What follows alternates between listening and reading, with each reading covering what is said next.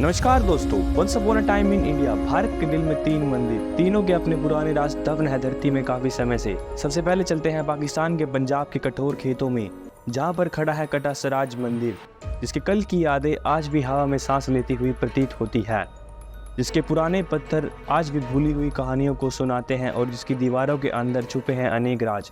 आखिर कौन से ऐसे सच हैं जो कि उस मंदिर के अंदर छुपे हैं और बाहर नहीं आ रहे हैं। फिर अपना ध्यान कोलकाता के भारी सड़कों की ओर ले आते हैं, जहां शहर के शोर के बीच में स्थित एक आत्मिक स्थल, जिसे काली माता काली घाट मंदिर भी कहते हैं, जिसके अंदर काली माता की उपस्थिति है। आखिर कौन सी ऐसी बातें हैं जो इस शांत घर की मुस्कान के पीछे दफन है। पर कहानी यही नहीं खत्म होती दोस्तों, क्योंकि आंध्र प्रदेश के पवित्र तिरुमला पहाड़ों के बीच में स्थित श्री वेंकटेश्वराय स्वामी मंदिर एक ऐसा मंदिर जहां भक्त भगवान विष्णु और माता लक्ष्मी का आशीर्वाद प्राप्त करने जाते हैं और एक पारंपरिक गतिविधियों को निभाते हैं। क्या है ये पारंपरिक गतिविधियां और कैसे ये इतने समय से छुपी हुई हैं? आखिर कौन जानता है इन कहानियों को? 3 मंदिर, 3 कहानियां और अनेक राज। आखिर कौन से सच है जो कि समय के पर्दे के पीछे छुपे हुए हैं? आखिर कौन इन अनजान कहानियों के अंत को जानता है? चलिए दोस्तों, इन अनेक राजों को सुलझाते हैं और इन कहानियों को महसूस करते हैं। Let's get start the journey of Indian sacred temples. Welcome back to Infinity x.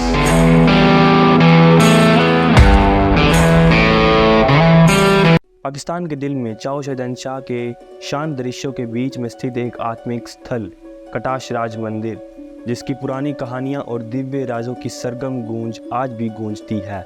ये आत्मिक स्थल मानवता और परमात्मा के बीच एक आत्मिक रिश्ता पैदा करता है। कटासराज मंदिर कलार कहार के प्रतिबिंब के सामने मौजूद है, जो कि इस्लामाबाद से लाहौर जाने वाले रास्तों के बीच में पड़ता है। यह पाकिस्तान में स्थित है। Etymology of Katas Raj. कटासराज शब्द का उत्पन्न कटाक्ष से हुआ है, जिसका अर्थ है दुख भरी आंखें। पहले इसे विष कुंड और जहरीले वसंत के रूप में भी जाना जाता था, पर बाद में इसे अमर कुंड और चश्म ए नाम से जाने जाने लगा। पर आखिरकार इसका नाम कटाक्ष कुंड पड़ गया, जिसका मतलब है दुख भरी आंखों की वसंत। उर्दू और पर्शियन में भी इसका अनुवाद चश्म ए आलम के नाम से किया गया है, जिसका मतलब हिंदी में सेम ही है। The old history and the making of the pond. क्या आपको पता है कि ये तालाब कितना महत्वपूर्ण है? कटासराज मंदिर के पास स्थित है एक तालाब।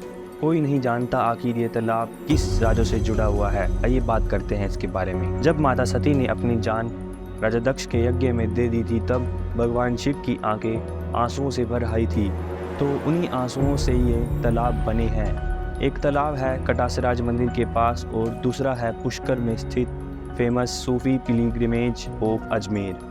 ये दोनों तालाब बहुत ही महत्वपूर्ण है, क्योंकि ये भगवान शिव की आंखों के आंसुओं से बने हुए हैं। पर कुछ एंशिएंट लेजेंड ये भी कहते हैं कि ये तालाब भगवान शिव के घोड़े कटाश की मृत्यु से उत्पन्न हुए हैं, ना कि माता सती के देहांत की वजह से। द महाभारत युग। जब पांडवों को अज्ञातवास दिया गया था, तब अज्ञातवास का कुछ समय उन्होंने कटासराज मंदिर में व्यतीत किया था। एक बार की बात है जब उन्हें प्यास लगी और वह पास के तालाब में स्थित पानी पीने के लिए गए थे। पर वहाँ हुआ क्या? वहाँ हुआ था यक्ष इंसिडेंट, द फेमस यक्ष इंसिडेंट। आइए बात करते हैं इसके बारे में। यक्ष ने एक चुनौती रखी, जिसके तहत जो भी उनके सवालों के जवाब देगा उन्हें वह पानी पीने देंगे। तब पहले 4 भाइयों ने वह चुनौती मंजूर की और वह उस चुनौती में फेल हो गए। कोई भी यक्ष के सवालों के जवाब नहीं दे पाया, पर बड़े भ्राता युधिष्ठिर ने यक्ष के सारे सवालों का जवाब दिया और वह चुनौती जीती और पानी पीने के साथ साथ उन्होंने अपने भाइयों की जान भी बचाई। बात करें इस तालाब के पानी के स्तर के बारे में, तो यह धीरे धीरे थोड़ा कम हो रहा है। वहाँ पर एक लोकल सीमेंट फैक्ट्री और कुछ पेड़ों की वजह से यह पानी का स्तर बहुत ही नीचे चला गया था, पर वहाँ की गवर्नमेंट भी बहुत सहायक है। उन्होंने मदद की और इस के पानी के स्तर को नॉर्मलाइज करने के लिए वहाँ की वो लोकल सीमेंट फैक्ट्री 2012 में बंद कर दी गई और पेड़ों को भी वहाँ से हटाया गया। बात करें दर्शन की, तो शिवरात्रि के महा उत्सव पर वहाँ की लोकल हिंदू जनसंख्या चाओ शहंशाहों में डिपोट होकर वहाँ के दर्शन के लिए जाते थे।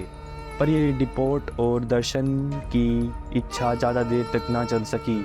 जब 1965 में इंडो पाक वॉर हुई तब से यह बैन कर दिया गया और आज वह मंदिर सुनसान पड़ा हुआ है, कोई भी वहाँ पूजा करने के लिए नहीं जाता है। कोलकाता के दिल में शहर की झूलती हुई जिंदगियों के बीच में खड़ा है कालीघाट काली मंदिर, जो कि प्रस्तुत करता है एक शांत आध्यात्मिक स्थल को। पश्चिम बंगाल के शहर कोलकाता के गांव कालीघाट में स्थित है कालीघाट काली मंदिर, जहां माता काली की उपस्थिति है। द ओरिजिन ऑफ कालीघाट काली मंदिर। जब सती माता ने सेल्फ इमोल्यूशन किया, अपने आप को भस्म कर लिया, तब भगवान शिव अत्यधिक क्रोधित हो गए। तब उन्होंने तांडव नृत्य शुरू कर दिया, जिसे कहते हैं द डांस ऑफ डिस्ट्रक्शन। इस नृत्य से पूरे संसार का अंत निश्चित था और इस अंत को देखते हुए भगवान विष्णु ने अपने सुदर्शन चक्र से माता सती के 51 टुकड़े कर दिए। उन्हीं 51 टुकड़ों में से दाहिनी पैर की उंगलियां, the toes of the right foot, अपने दाहिनी पैर की उंगलियों का प्रतीक है ये कालीघाट काली मंदिर। The healing powers.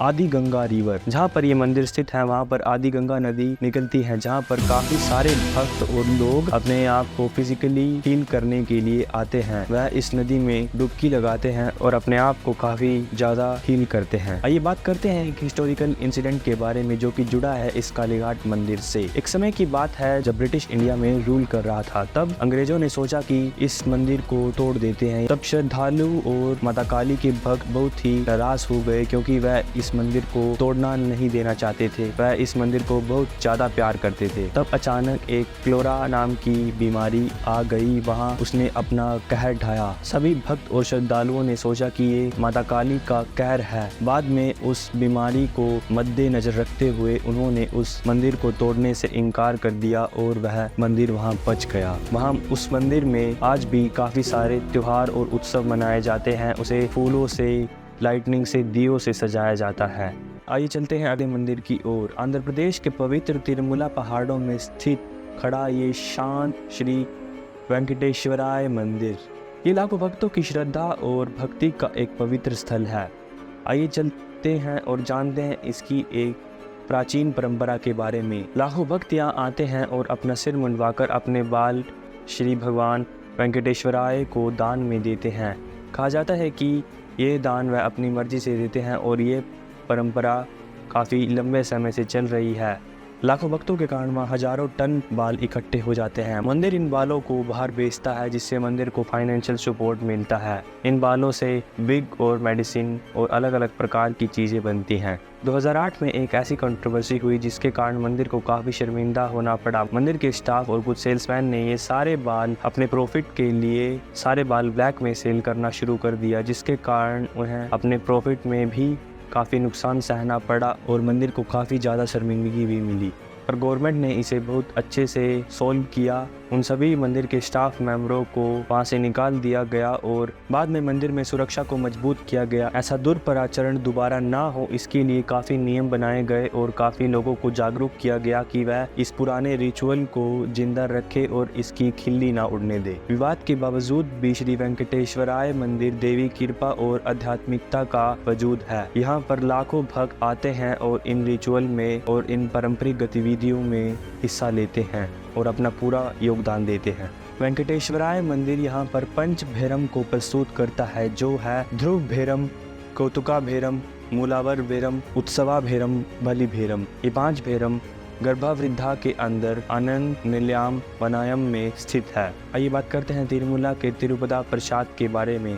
Tirupati Laddu, ये लड्डू एक बहुत ही मशहूर लड्डू है, जो कि वहाँ की जियोग्राफिकल इंडिकेशन की वजह से मशहूर है। ये लड्डू सिर्फ आपको वहीं पर ही मिलेगा प्रसाद के तौर पर। आपको वहाँ पर अन्य प्रसाद भी मिलेंगे, जैसे कि डोसा, वड़ा, अप्पम, मुरेकू, जलेबी, पोली, पायासम। अगर आपको ये वीडियो अच्छी लगी हो तो सब्सक्राइब कीजिए, लाइक कीजिए, कमेंट कीजिए, शेयर कीजिए। धन्यवाद।